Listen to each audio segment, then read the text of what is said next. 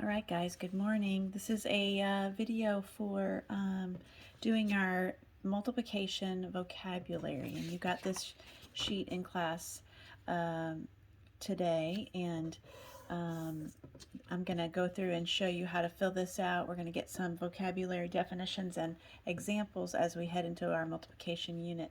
So here's your paper. You're gonna fold this in half. We call this a hot dog fold.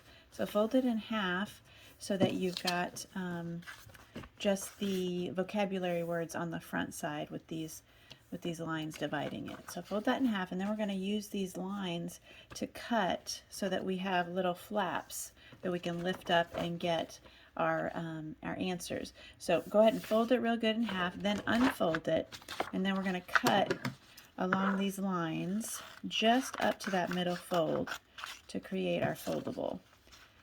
Don't cut all the way through, and make sure you have unfolded before you start cutting, or else you'll cut through both sides of the paper and it'll fall apart. So cut all of these flaps, and feel free to stop the video if you need to catch up. So I've cut all of the flaps, and I'm going to fold them back over, and we're going to go through and put our vocabulary definitions under some of these words. Some of them, like repeated addition and equal groups, we're just going to put examples so that we can refresh our memories if we need to. So let's first talk about factors and products. I'm going to open my flap here, and I'm going to write the definition for factor. Factors are those numbers that we use to multiply together when we're doing multiplication. So I'm going to write the definition here. It's the numbers we multiply together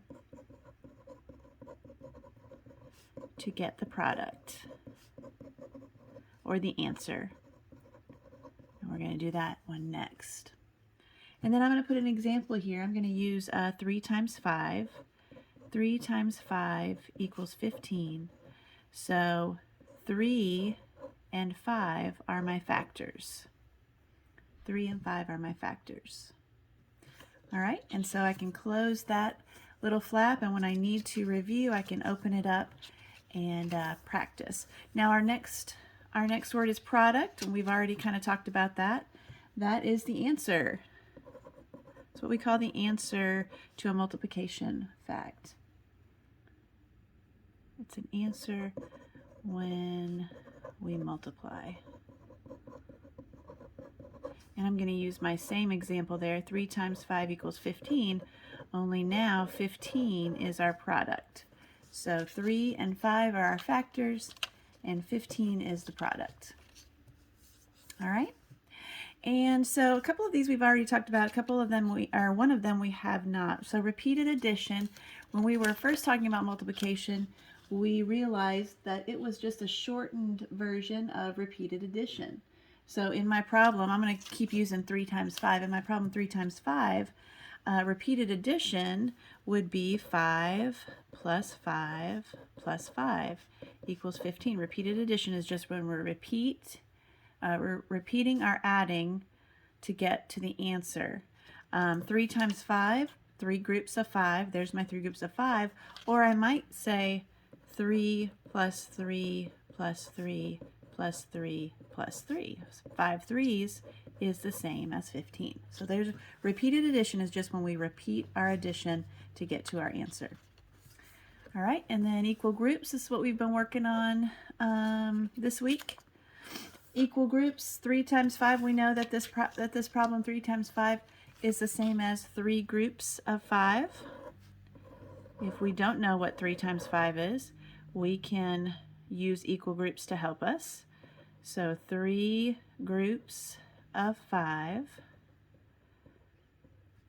5, 10, 15, and that equals 15. So equal groups. I might also use that, I can swap it like I did with repeated addition, and I could do 5 groups of 3.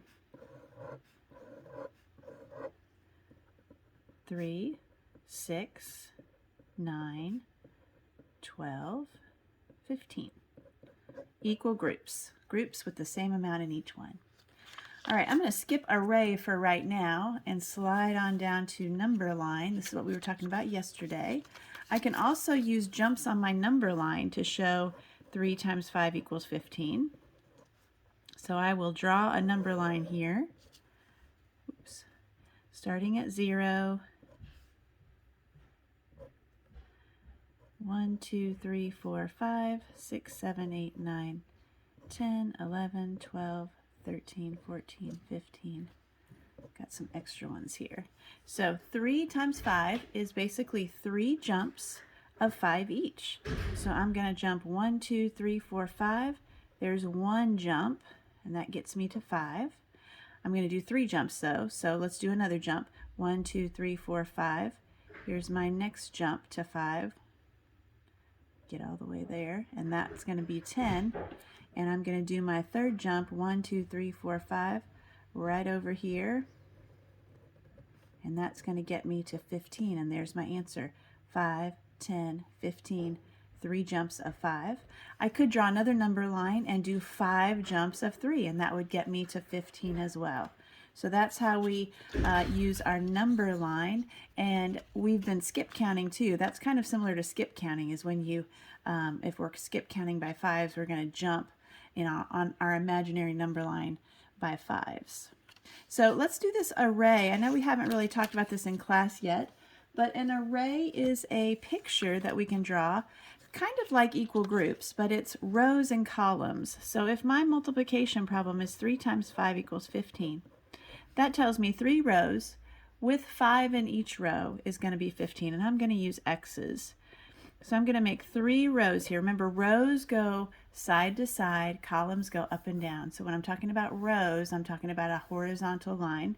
So here's the beginning of 1 row, 2 rows, and 3 rows. And I'm going to put 5 X's in each row. 1, 2, 3, 4, 5. 1. I'm careful to count the one that I already made at the beginning of my row. You don't want to add 5 to that. 1, 2, 3, 4, 5. So here I've got 3 rows with 5 in each row. I could also do 5 rows with just 3 in each row. And then again, if I count my rows, 5, 10, 15, I get my answer, 15. And I kind of went back to equal groups because each of these rows is kind of like an equal group. I could have 1 row, 2 rows, 3 rows as equal groups. So it's really easy to go from equal groups to arrays, but whichever makes sense in your brain is good. So there you have it. Flip through there, review and think about that, and I will see you next week.